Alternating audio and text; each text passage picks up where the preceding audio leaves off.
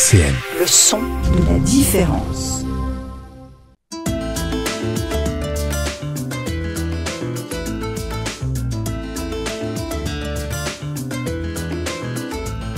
Les masques tombent sur RCN. Bonjour à toutes et à tous et bienvenue dans Les Masques tombent, votre émission qui donne la parole à la culture et à la vie associative sur le territoire du Grand Nancy. Et là, on va aller un petit peu plus loin puisqu'on va aller jusqu'à Metz et on va discuter avec Tony Girano, qui est artiste, auteur, compositeur et interprète.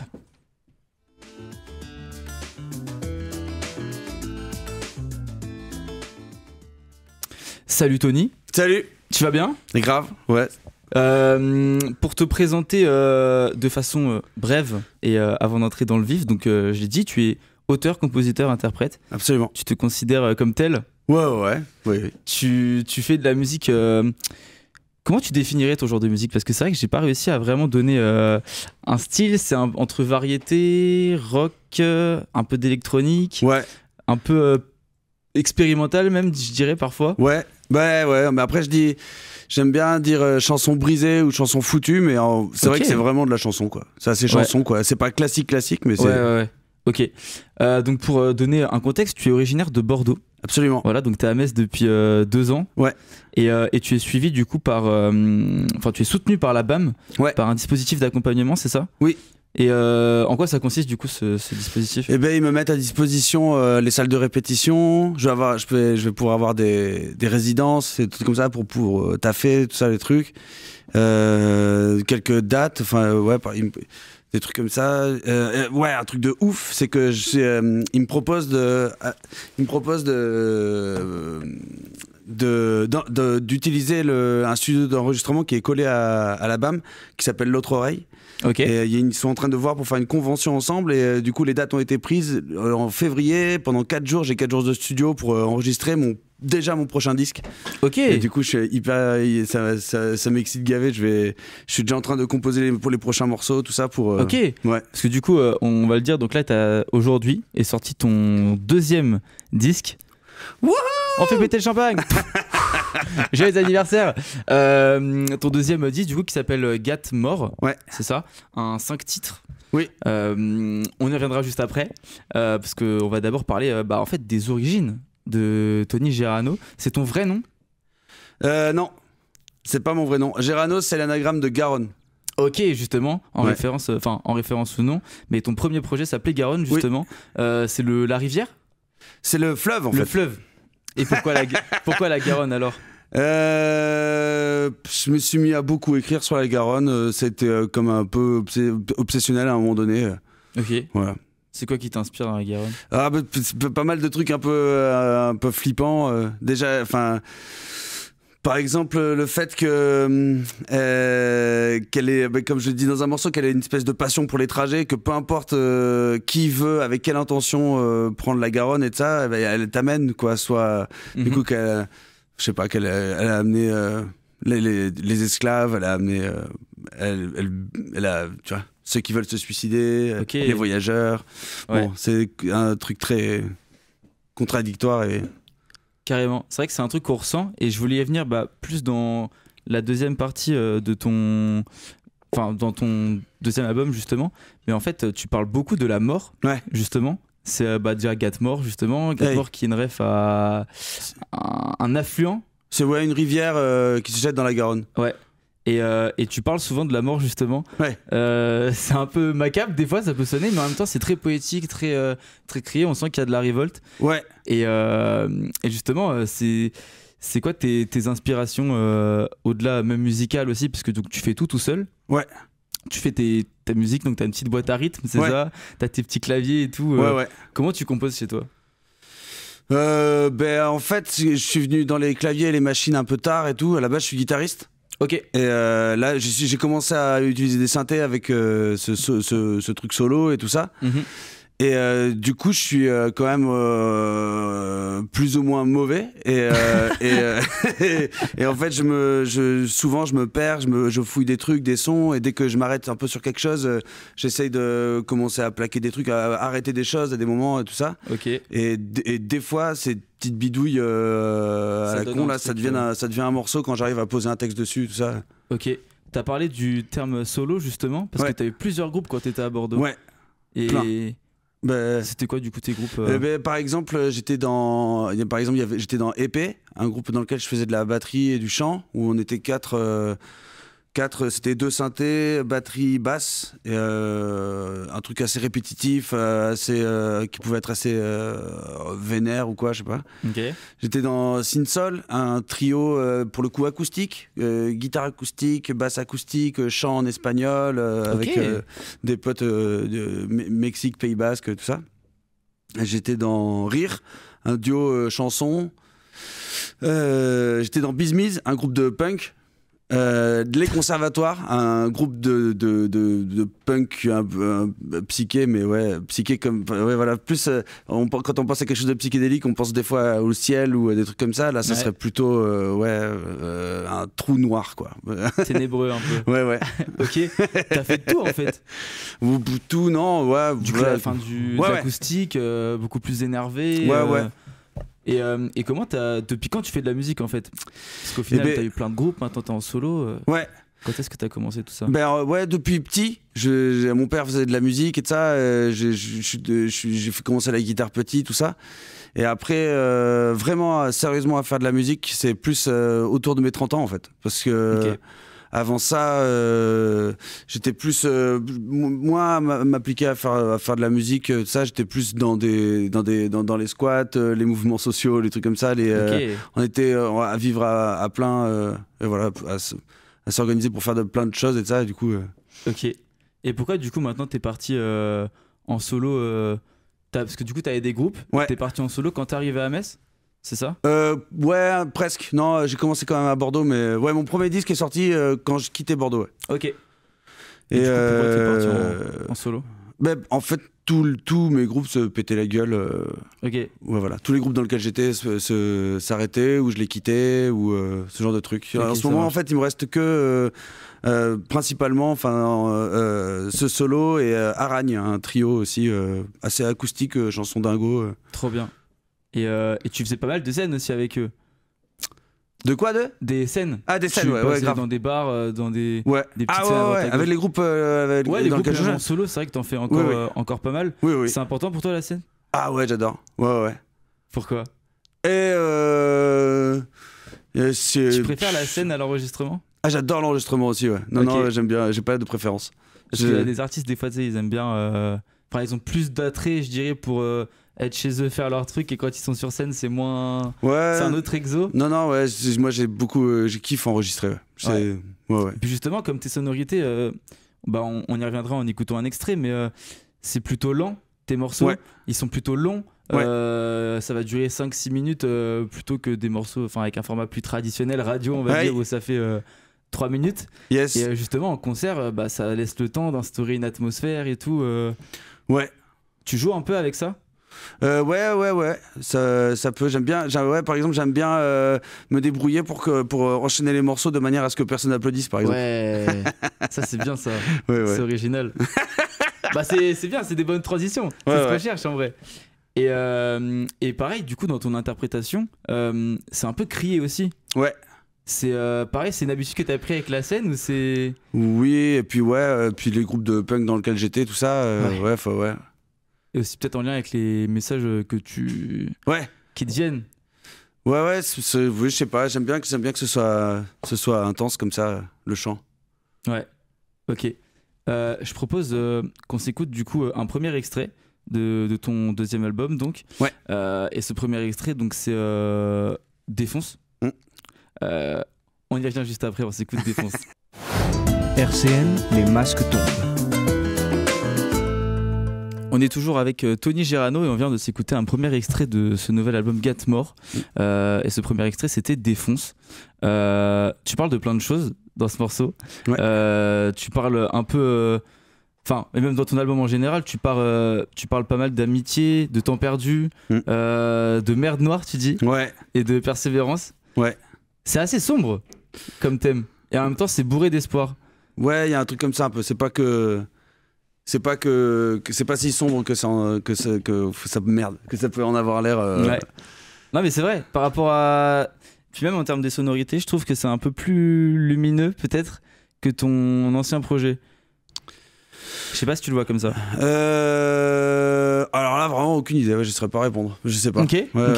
En tout cas, c'était quoi comment t'as créé ce projet-là par rapport aux autres? Est-ce qu'il y avait une différence? Est-ce que t'as cherché à faire tous les morceaux avec un sens, une direction particulière, ou est-ce que t'en as fait plein et ensuite t'as pioché un peu dans ce que t'avais pour en... Ouais, en tout cas, le premier disque que j'avais fait, j'avais fini par trouver qu'il y avait trop de morceaux dessus. Et là, du coup, j'avais. Là, il y en a que 5. J'ai beaucoup. Il y a pas mal de choses que j'ai jetées, que j'ai pas gardées, tout ça. Ok. Et je me suis dit, j'ai voulu, 5 morceaux, mais que que des trucs que je regretterais pas. Ok. Et que d'une même un peu couleur. J'ai pris plein de partis pris un peu marrants sur l'enregistrement. En fait, j'ai très peu mixé sur l'ordinateur. J'ai tout fait passer dans des pédales de guitare, tout ça. J'ai juste à peine équalisé, compressé sur les pistes et tout sur l'ordi, mais tout est mono. Tout est c'est ce qui fait que le son est pas. Et il paraît moins. Quand je compare de mon premier disque avec celui-là, c'est plus écrasé, plus dégueu, quoi, on va dire. Mais je sais pas, je le regarde comme mon enfant dégueu le plus cool pour l'instant. Ton enfant dégueu, c'est comme ça que tu le vois. Non, mais c'est justement, tu enregistres avec des pédales de guitare un peu. C'est tous des trucs que tu as accumulés de tes instruments et que tu maîtrises et tu testes avec, du coup. Ouais, voilà, j'ai vu que des pédales, notamment de Zombie, comment il s'appelle, le pote Étienne de Bordeaux qui fabrique des pédales et tout. Ok, trop bien. Zombie sonore, je vous conseille. Un petit shop, il faut le dire.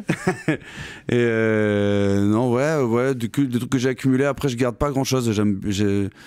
Comme j'ai pas beaucoup de fric, je revends vite pour acheter d'autres trucs et tout ça. Du coup, c'est un peu à la maison, c'est un peu genre wow, tout arrive et part tout le temps. Ouais, ok. Et justement, tu parles aussi beaucoup de. Enfin, tu utilises le terme disque. Ouais. Genre, t'as sorti un nouveau disque. Il y a un vinyle qui sort là. Ouais. Il y a un vinyle qui est exactement. Et puis surtout. Enfin, le terme disque, on l'entend plus trop. Ah ouais. Tu sais, enfin, je sais pas, toi, du coup, vu que t'es un peu plus. T'es d'une autre génération que la mienne, disons-le. Comme ça, et bah, tu sais, aujourd'hui, on va plus avoir tendance à dire un album peut-être, ou un EP à la limite, un single, ou je sais pas. Ouais, c'est vrai. C'est important pour toi le terme. Enfin, toi, tu le vois comme un album, comme quoi ce. Ah ouais, un album, un disque, un EP, un LP. Vraiment, c'est vrai que ça m'intéresse pas. J'aime beaucoup de ça. Je sais pas bien ce que c'est. C'est vrai qu'il y en a comme il y a que 5 titres, que c'est un peu court, et il y en a peut-être qui auraient dit du coup EP. Je crois que c'est un EP que ça se dit quand c'est 5 titres, ouais. Et mais c'est pas important pour toi. Ouais, non. Ok. Mais et justement, en disque, comment tu fais pour distribuer parce qu'il faut les faire les disques. Et oui. Et là, c'est ça. Du coup, il y a 15 petits labels 15 labels. Waouh. Fallait le faire. Qui sont sur cette aventure-là et tout. Mais alors, 15 labels qui chacun mettent une petite pierre et tout ça. Et ensemble, on fait ce monument. Et du coup, du coup, je vais pas parler des 15 labels, mais dans le coin, à Metz, il y a le label Specific Recordings qui prend le disque et tout. Et je suis bien content déjà de les rencontrer. Ils sont gars et cool, et qu'un label du coin prenne le disque et tout, c'est trop cool.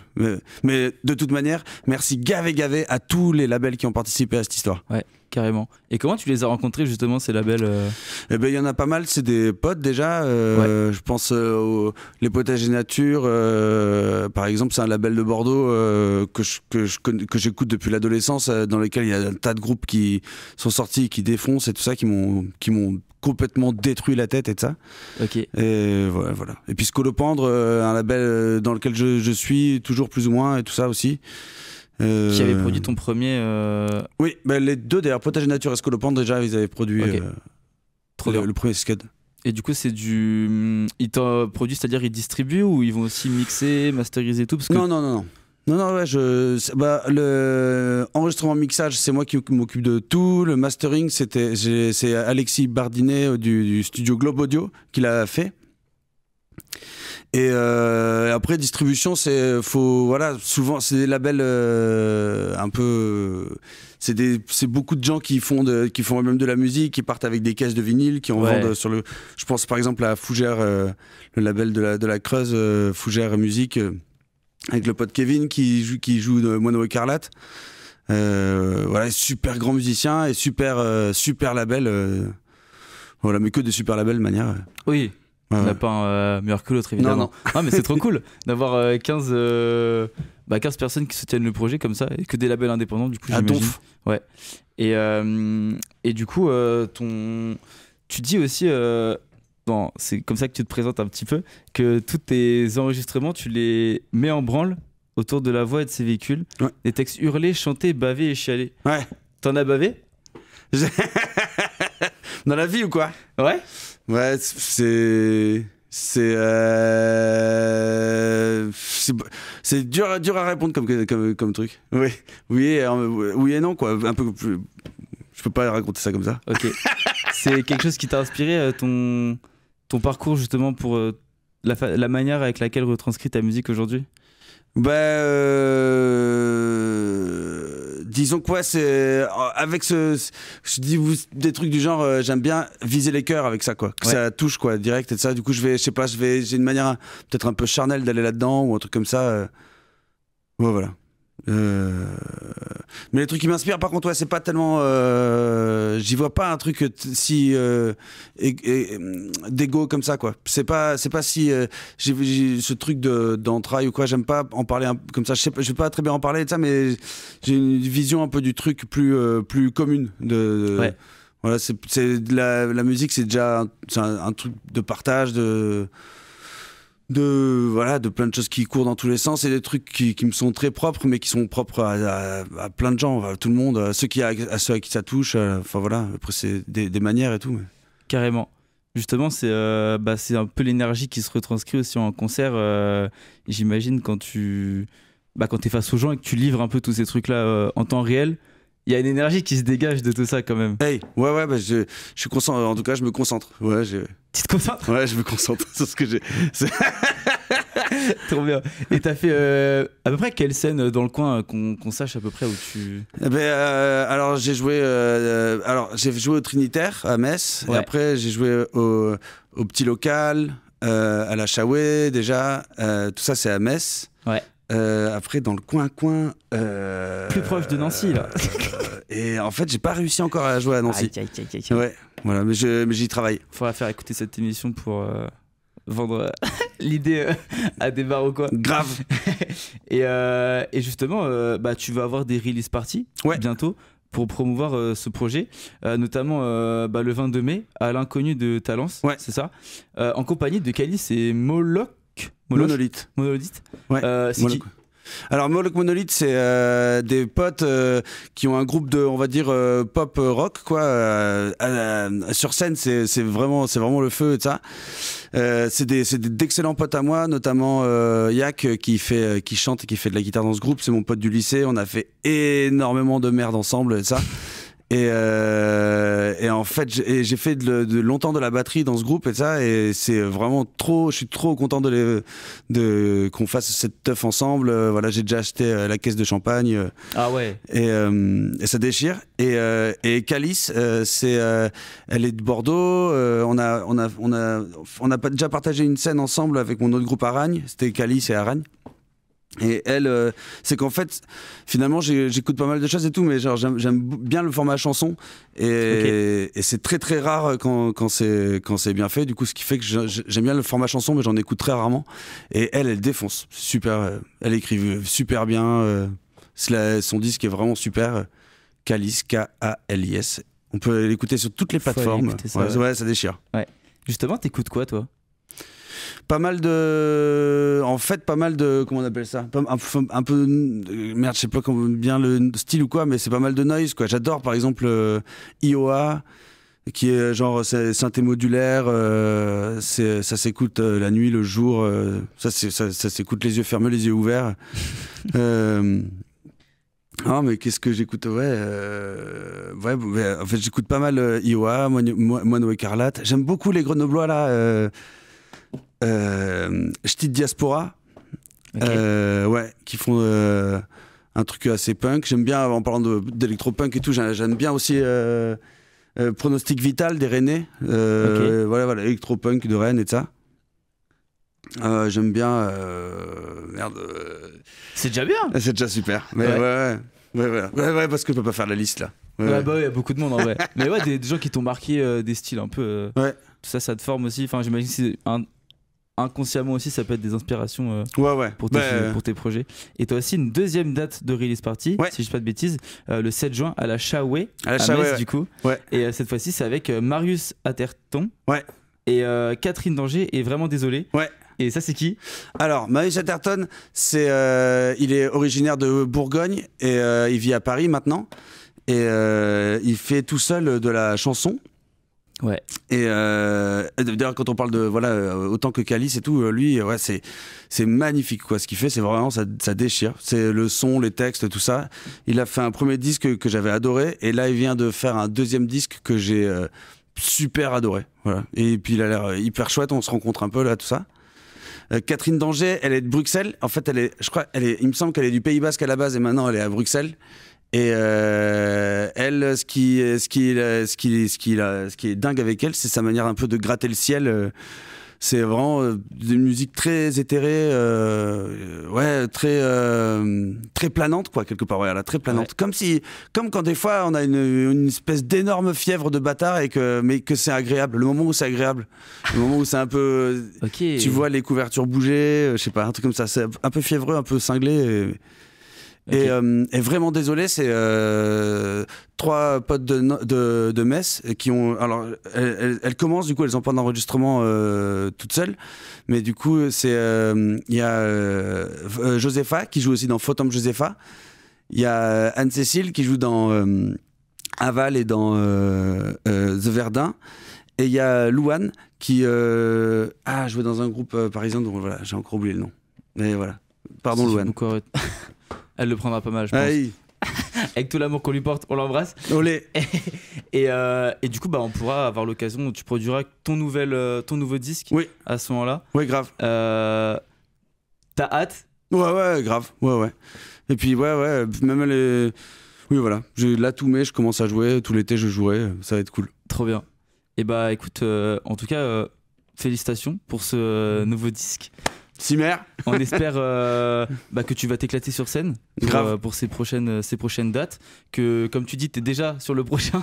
Ouais. Tu ne t'arrêtes jamais. Ce sera Une autre rivière, le titre? Ouais, je pense que je vais rester dans le. Ouais, je me suis dit, j'avais pas fait exprès, mais je pense que je vais rester dans le des rivières. Ah, t'avais même pas fait exprès en plus?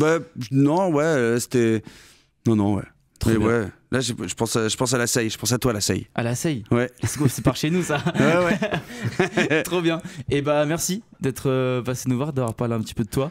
Merci Gaël pour les questions et tout. Et avec plaisir. Et on se quitte sur un deuxième extrait de ton nouveau projet Gatmore. Ouais. Et ce nouvel extrait, c'est Vent Stupide. Ouais, qui est clippé d'ailleurs, que vous pouvez déjà trouver sur internet maintenant. Et où est-ce qu'on peut trouver ton album? Il sera sur toutes les plateformes, comme on dit dans le milieu. Parfait. Ouais. T'as un site ou un réseau sur lequel on peut retrouver tout ça à toi? Non, je suis sur Instagram, Facebook pour l'instant, même si je peut-être. Et voilà, c'est Spotify, tous les trucs. Tony Gerano, allez écoutez ça. Cimer Gavé. Merci à tous d'avoir suivi cette émission, et on se retrouve à une prochaine fois pour une nouvelle émission des Masques Tombent. RCN, www.rcn-radio.org